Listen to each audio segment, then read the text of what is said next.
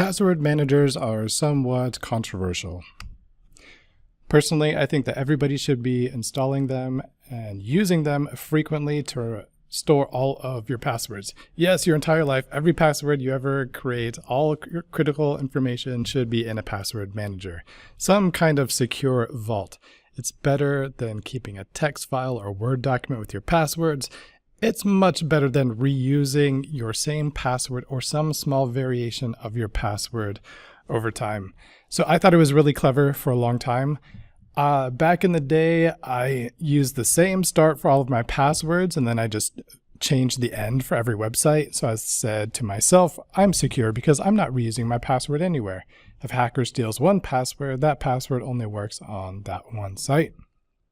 Well, I think enough of my accounts were compromised through no fault of my own that eventually somebody found a pattern in my passwords.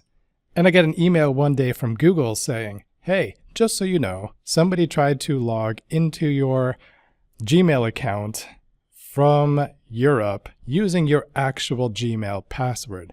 Now I know I had never used that Gmail password anywhere else. It was only for Gmail, but somebody was able to figure it out. So that wasn't good. So I had said, okay, I need to change my password practices. So I started using a password manager. And I'll use an example of how I would use that password manager on this particular site. I'll show you how I would set this up. So in my Chrome web browser here, I only have one extension right now. I'm running uBlock Origin. What I want to install, my personal favorite, is Bitwarden. So I'm going to Google Bitwarden Chrome extension. So there it is on the Chrome web store. I'm going to click on that. I'm just going to verify a couple things. Okay, it has a high rating. That's good. That gives me some confidence this isn't, a fake. It's been installed by 4 million users. That actually sounds low to me. A lot more people should be using password managers like this. So I want to install this extension. So I'm going to click Add to Chrome.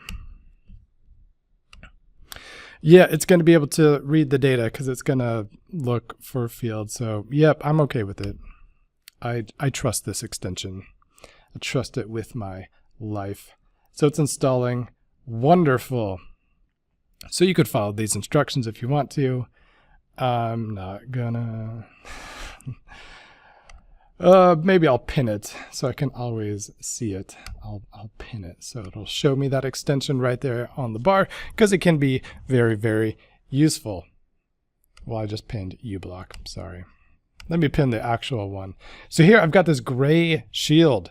There's the extension, but I'm not logged in, so it's not really active. It's not actually doing anything yet. I already have a Bitwarden account. So I'm going to sign into my account. If you didn't have a Bitwarden account, you could create one. So if you're new, go ahead. I'd recommend that you create an account. You're going to pick one good password for this account. This is the one password that you need to remember. So I'm going to log in. So you'll be able to see my personal email address. Sure, remember my email. Now this master password, this is an important one. This one should be long, complex. You can use a passphrase like, the popcorn rises at midnight or something. Midnight with a capital M. Something that you can remember. Because if you lose this master password, you are locked out of your password vault forever. There is no recovery. This master password is an encryption key that encrypts your entire vault of passwords. So your vault is synchronized over the cloud so that if you log in with your phone or if you go to a different computer and you log in with your same email address and your master password, Bitwarden is synchronizing your data between its servers and the cloud and whatever device you're logging in with. But they can only ever see the encrypted version of your vault. So they never know what your passwords are. They're just passing back and forth encrypted data. So I've got a password here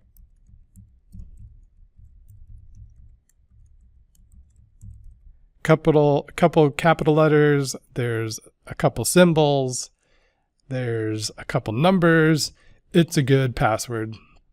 My wife has this password, so if I get hit by a bus, she can have access to all the email, social media, everything. All right, so I'm going to log in with my master password. And I've got a couple favorites there. So you can see, personally, I've saved 562 accounts here. That's a lot of accounts. They just add up over time. If you have to pay utilities, the water company, you might have an account.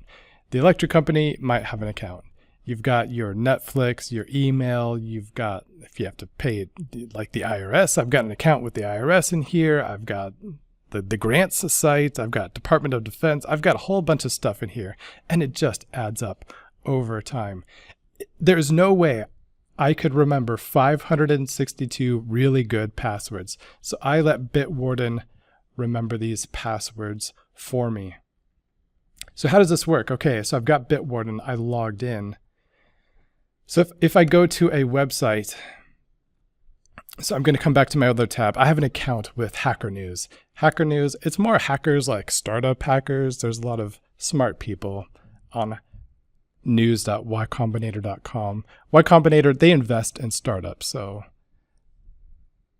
a lot of smart people come here. I like it because it's a minimalist website.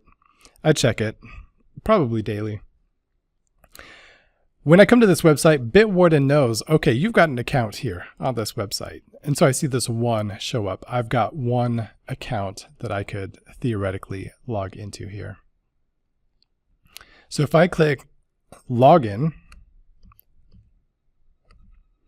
Bitwarden's going to say, okay, yeah, I found an account for this website. Do you want to fill it in? Sure. I can click there. Filled it in the wrong spot. That's all right.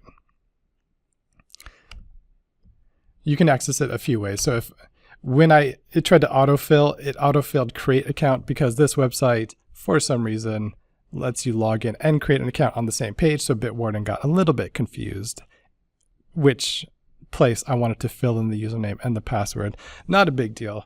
So what is my password for this website? To be honest, I don't know. I do not know what my password is.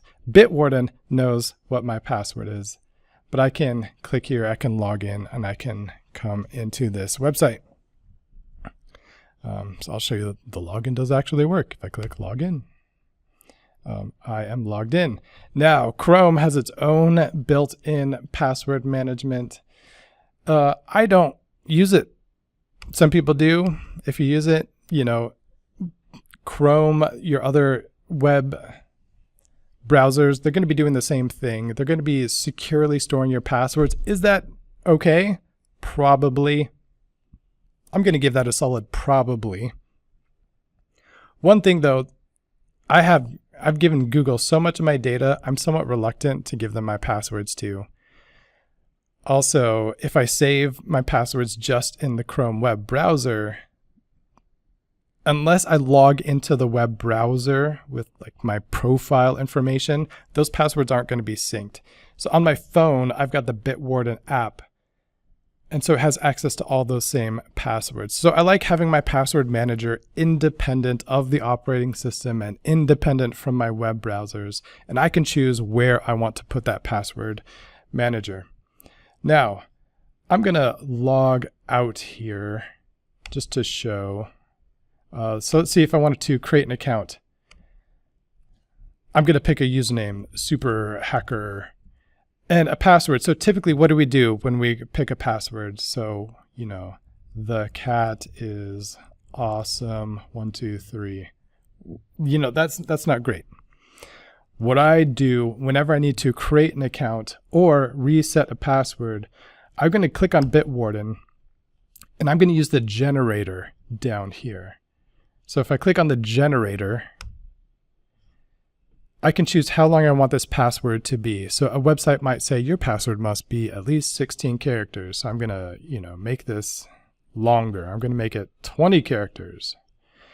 And do I want, it might say you must have a symbol. Sometimes they say you cannot have a symbol. So I can choose a password according to whatever specifications I want right here. And here is the password I could use to create the super hacker account. So I can click this copy button, paste that into the password field.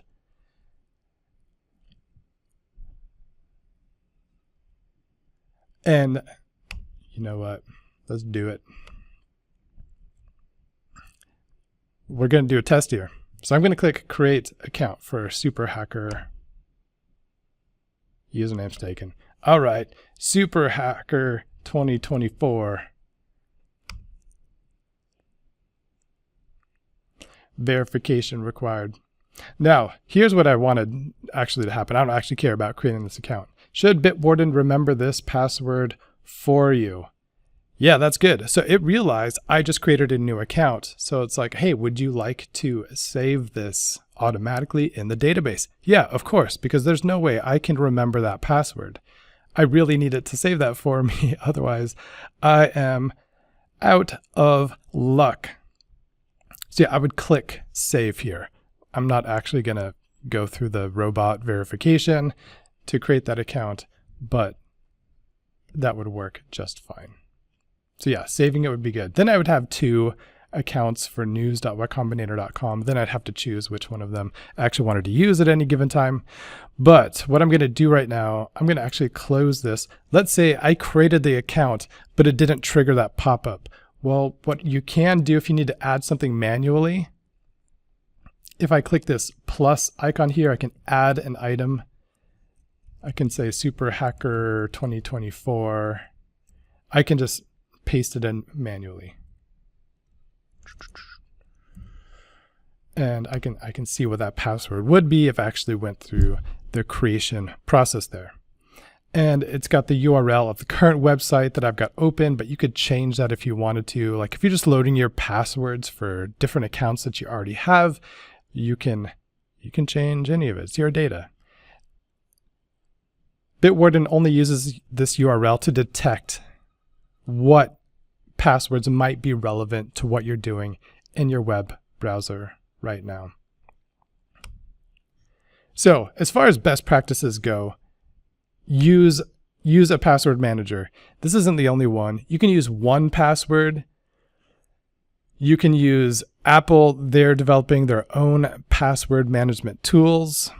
Again, I don't really like tying my password manager to any one particular operating system, or like I don't know that I would trust one from Microsoft or Google or Apple. Not that they're not secure, but just because they have so much data and they're big targets. I like Bitwarden personally. You should use a unique password for every site. If you use the password generator here, and I can just reload, these are strong. There's no way that these can be cracked using modern techniques. These passwords are really, really good. They're humanly impossible to remember if you have a decent number of them. Or at least it would not be worth the time to try to remember all of these really good passwords. So that's why using a password manager lets you have unique passwords for every single site, and they're stored securely using one really good master password. So what if somebody guesses your master password? What if they get access to it? Well, that's not good. They have access to everything. They can access everything that you can. Everything that you can access with a password at least. So that's why we don't just use passwords. That's why we want to use multi-factor authentication. But we will go over that separately. For now, install a password manager, use it, love it, make it part of your default workflow, because if you're memorizing your passwords probably aren't strong enough. All right, that's it for now.